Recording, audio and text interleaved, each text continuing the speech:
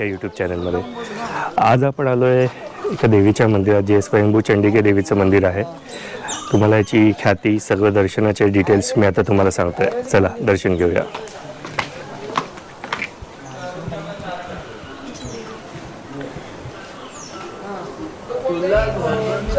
Cut कर.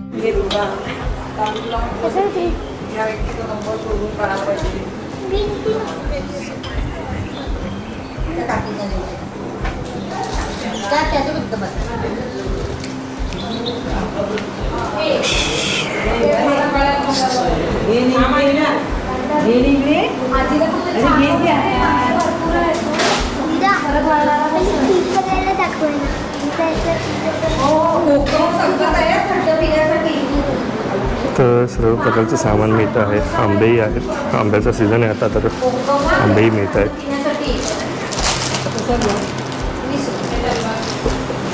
इथे सर्व ओटीचं सामान आहे, तुम्ही ओटी घेऊ शकता देवीसाठी.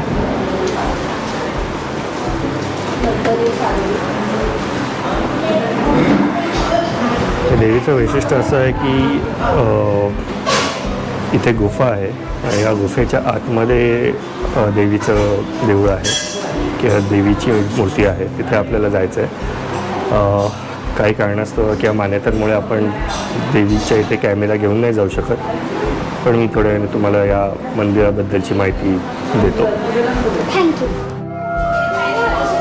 आता आम्ही गुफेमध्ये प्रवेश करत आहोत. या देवीचं वैशिष्ट्य असं आहे की इथे लाईट चालत नाही आतमध्ये गुफेमध्ये, म्हणून असे हे लांबण दिवे लावले जातात, जेणेकरून जे भाविक येतात ते थोड्याशा प्रकाशाच्या उजेडात इथे जाऊ शकतात. सो आता मी खाली हळूहळू जातोय.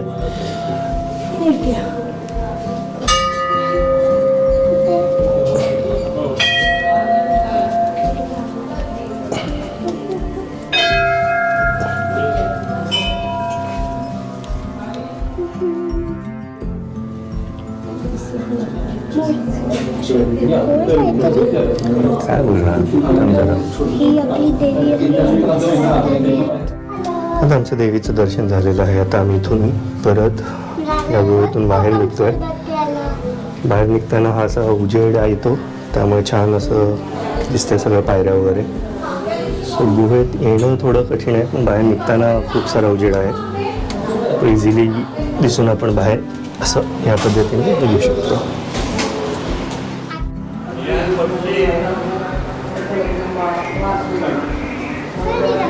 फिशेस बघायला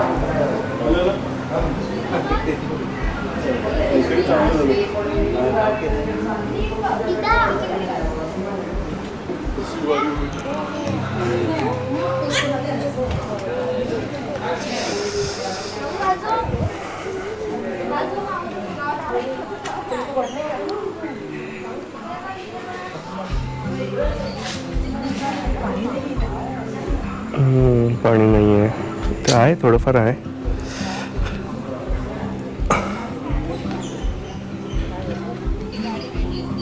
इथे पाण्याचे अगदी जिवंत झरे आहेत, पण उन्हाळा असल्यामुळे तर पाणी थोडंफार कमी आहे.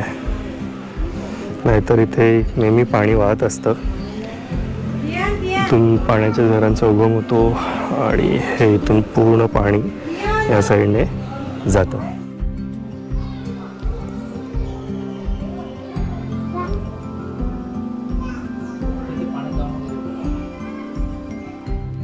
तर मित्रांनो, आपण आता दर्शन घेतलं देवीचं, छान दर्शन झालं. या देवळाचं तुम्हाला थोडीफार माहिती देतो. तर हे देऊळ एक तर खूप पांडवकालीन आहे, खूप जुनं मंदिर आहे, प्राचीन मंदिर आहे.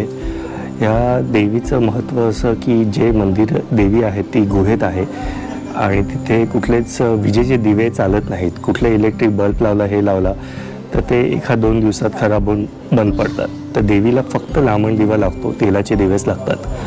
दुसरी गोष्ट अशी की इथे एक जमनापुरी नावाचे महापुरुष होते. त्यांच्या स्वप्नामध्ये देवीने साक्षात्कार दिला आणि त्यांना सांगितलं की अशा अशा गुहेमध्ये माझं वास्तव्य आहे, तर मला शोधून काढा आणि माझं तिथे मंदिर बांधा. त्यांनी तसंच केलं आणि त्या प्रकारे त्यांना देवीची मूर्ती इथे सापडली आणि त्यांनी ते मंदिराची स्थापना केली. तशी ही या देवीची माहिती आहे. तर तुम्हाला इथे यायचं असेल तर हे तुम्हाला दापोलीच्या इथे दाभोळ जे गाव आहे तिथे यावं लागेल. दाभोळ गावामध्ये हे चंडिकेचं प्राचीन मंदिर आहे.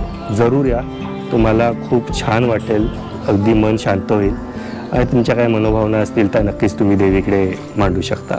धन्यवाद. मंदिराच्या इथेच त्यांनी मंदिराची पूर्ण माहिती दिलेली आहे.